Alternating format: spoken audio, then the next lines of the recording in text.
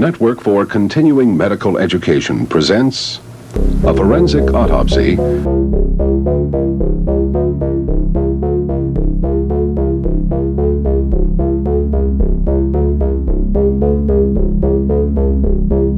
So just going to the heart and demonstrating heart disease does not rule out competing causes of death, which from a medical legal standpoint may have great significance.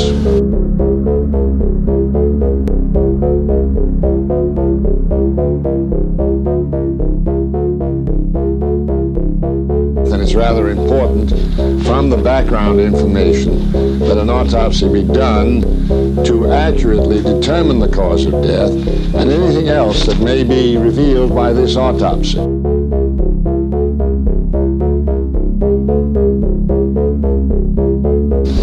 Looking for the signs of death, looking for wounds of one type or another.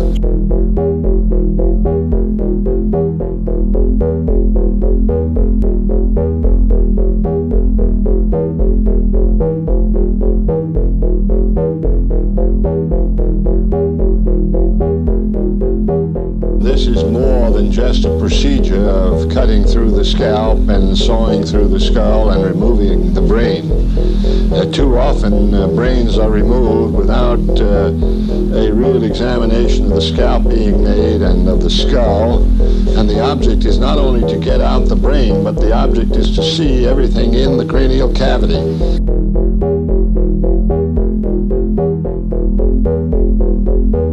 There's no evidence of any bruising of the inside of the scalp, which is commonly seen when a person is assaulted or when a person falls and strikes his head for any reason. The scalp bruises very easily, but very often these bruises are only seen on its inner surface and not on the outside.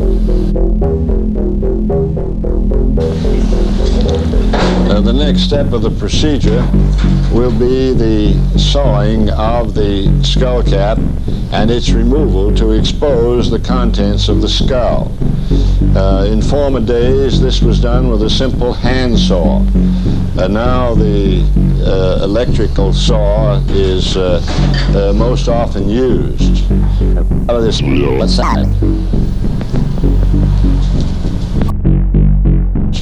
And while it is somewhat noisy, it is also very effective.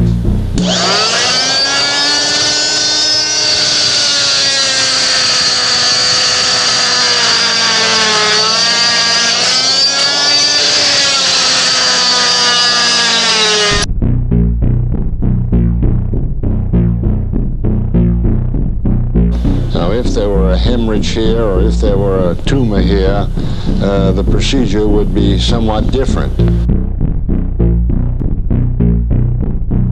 There are no eyes on the end of the finger of the pathologist. He has to examine these things after he makes them available by dissecting them.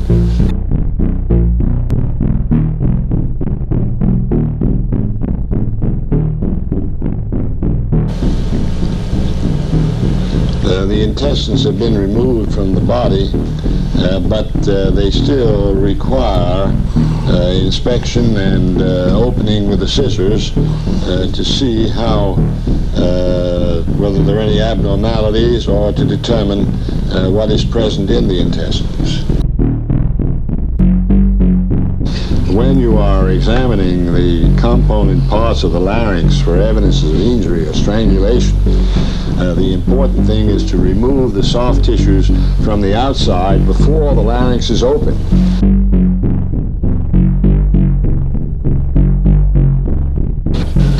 The liver is slightly larger than normal, but its appearance is not abnormal. This autopsy demonstration has been addressed to you, our physician audience, to acquaint you with some of the needs of the community and the value of good post-mortem investigation, official post-mortem investigation,